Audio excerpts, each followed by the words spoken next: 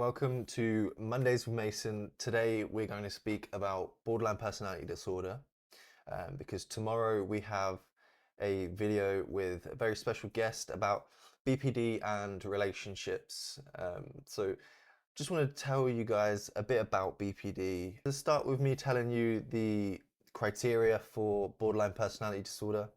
Um, we have a fear of abandonment, unstable relationships, identity disturbances, impulsive behaviors, suicidal ideation, mood changes, feeling empty, intense anger, stress related dissociation. So you don't have to be dealing with all of these at once, um, but if you have the majority of these issues, then please go speak to a GP and get them to refer you to a specialist. So, what can cause borderline personality disorder? Um, Majority of the time, it's due to some form of physical or sexual abuse. But a lot of the time, such as my own, is due to some sort of neglect, whether that's parents or in a relationship, in friends groups, whatever. If you feel neglected, it can lead to these issues. There's also like removal or separation or loss of a caregiver. Dealing with grief can set off these BPD symptoms.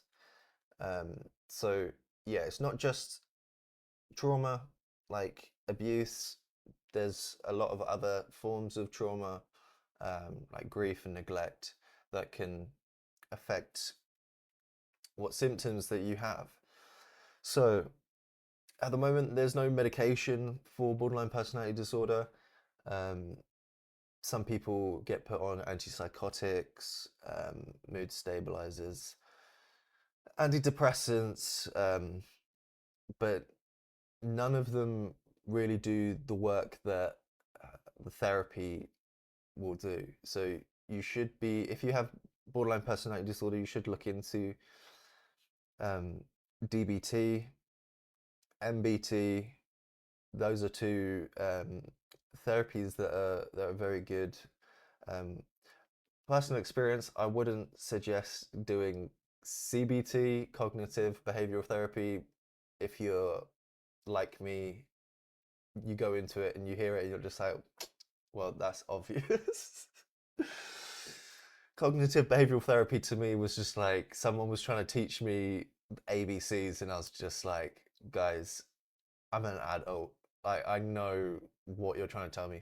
But yeah, dialectical behavioral therapy can teach you new skills to help manage your emotions, and behaviors, and improve relationships in your life. So I suggest um, trying a bit of DBT. There's also mentalization-based therapy, MBT, to help improve your relationships. You'll work on improving your ability to understand and interpret your thoughts, emotions, and behaviors. So this is something I do a lot in my life. I will take steps back in my thoughts and try to think about where they came from, and um, instead of just taking the face value of what's going on and stressing about it or something, I work myself back until I understand it clearer. So yeah, those are some therapies that you should look into if you have borderline personality disorder. But yeah, I wanted to talk about crying today because it's been a long time since I was able to cry. Having BPD is really confusing, not being able to cry, because that's majority of it is crying. So yeah, it's been like a year and a half since I was able to like allow myself to cry and like let go of emotions and things. But that's due to a lot of grief that I had. It affected me in a way where I couldn't let any of the emotion out. And I didn't actually understand how it was happening. I didn't understand that I was doing it to myself, that I wasn't allowing myself to feel these emotions. But in the last few days, I've sat down and I've tried to get myself into a mindset where I'm allowing myself to feel the emotions. And I've been bawling. I've been crying at everything, just crying, crying, crying. It doesn't help that I'm also ill, but yeah, BPD is very it's very strange to live with because you will go like a few weeks. If you're not in a relationship, you can go a few weeks not feeling any issues, and you're like, oh, I'm cured. I've no BPD symptoms whatsoever. And then within 5-10 minutes, you're reminded of every reason why. um, so yeah, I've been working on trying to allow myself to cry again. So I think it's important that we allow ourselves to feel these emotions, and even like feeling these emotions, but with other people around, because it's all it's great and all me trying to like teach myself how to cry again. But if I'm doing it by myself, I'm not really. I'm still hiding away from the emotion. I'm not really dealing with it. But yeah, my BPD has affected my crying a lot. But I've spent I've spent the last few days working on that, um, walking my thoughts back and trying to like give myself some space to like pull up memories and things that used to affect me, but now I'm like working through them. A lot of people look at me and they don't see there's anything like wrong with me because I mask a lot. I spend a lot of time pretending that I'm the most stable in the room, um, that nothing can really get to me, which is kind of true to some extent. A lot doesn't like get to me. I can um, I can mask a lot, but it still affects me over time, and that I've noticed that through not being able to release my emotions because I've been bottling them up so much. Um, the only people that worry about me is my mum, and I think that's actually I think that's about it. My mum worries about me because she knows that I'm emotional, but everyone else is just, oh yeah, Mason's all right. It's even difficult like making this video because it takes a lot to not let my mood slip, and like even just talking about stuff like this, it makes me want to like shut down and um, like feel sad about myself. So I'm really pushing myself to allow the emotions to arise and yeah, not cower from them. Just wanted to go through some myths about BPD as well. So, um, as I said before, BPD, there's a myth that BPD is caused by childhood trauma, which is just not it's not the case. Childhood trauma is a risk factor. It's just not the single cause. Um, for some people, it's family history.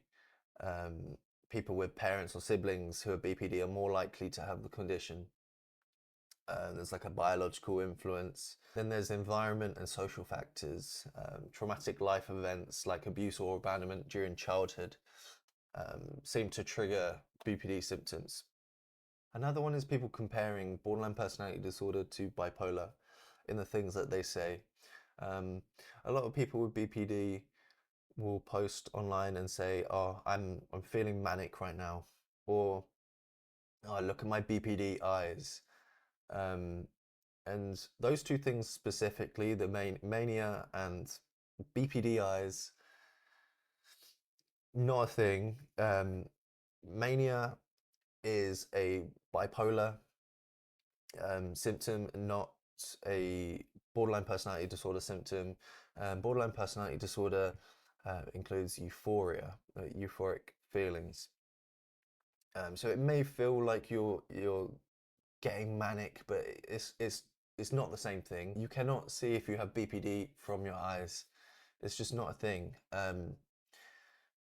A lot of the time it's people dissociating or just different light levels in a room, or just like even if you're speaking to someone and you love them, your pupils can change depending on who you're looking at. So there is no such thing as BPD eyes, and you cannot have mania. Um, you can have borderline personality disorder and bipolar, though. So there is another myth that borderline personality disorder isn't treatable, um, which is just not true. Um, there's there's obviously the options, like I said before, DBT, CBT, which I don't personally recommend, but you can still try it. Um, and then you got antidepressants and mood stabilizers and stuff that, when combined with therapy, they can really help. But it's not something that you need to cure. There isn't a cure because it's not something that needs curing. BPD is treatable, and you can get to a place where you don't fit the criteria. That doesn't mean you won't have situations where you feel like you're dealing with one of the symptoms. But at that point, you'll have the things in place to help you with certain symptoms, so you still wouldn't fit the criteria. And yeah, you can treat it. You can get to a place where you feel and function better. So tomorrow we're going to be speaking about BPD in relationships. So I've got a question for the viewer. If you are in a relationship and you have BPD, or if you're not in a relationship and you have BPD, or you have a partner with BPD, I want to know what stories you have about how you've interacted with people, how they've interacted with you, and if you've found anyone in your life to be supportive, because I've had like an ex before that was quite supportive of my diagnosis. She later on got the same diagnosis, so it kind of made sense that she would understand. But um, majority of the time, when you have a relationship, they don't actually understand, and it can be quite difficult. So yeah, let me know what your thoughts are on that. Um, and if you have any other myths that you want to share, and I will be fact checking you because we don't share any misinformation here. Now, there's always going to be misinformation, and that's what's great about being able to do the research and check whether or not we're actually right about these things. And there's a lot of myths online. The main one at the moment is that you can get assisted end of life um, for BPD. It's a lot more complicated than that. Um, there's a lot to do with other um, angles in your life, and you can't just end your life because you have BPD. Um, there's a lot more to it. So if you're seeing people going around saying that, then take it with a pinch of salt. It's not. It's not exactly true. Yeah, there's a grain of truth to everything, but it's not. It's not what it says on the tin. And then also another myth would be that people with borderline personality disorder have a life expectancy of 27. At first, when you're younger, it kind of makes sense, and like I was one of the people that would go around and say it. However, now I'm older, I realize it was a study that was misrepresented. So it's not true. The average age of the people in the study was 27. Someone took that and made it a myth about our life expectancy. Um, that's just because the survey, the study didn't have older people in it to extend the average. The average was 27 years old, and that's what people took and ran with. So, yeah, if you want to learn more about BPD and BPD in relationships, get ready for tomorrow, where we talk about relationships. Um, I tried to stay away from it today because it's tomorrow's topic. But I thought I would let you know what BPD is if you don't know. And if you do know, you just wanted to come and listen to me, and I understand that. I get it. And I thank you for being here. But I will see you tomorrow. See ya. Bye.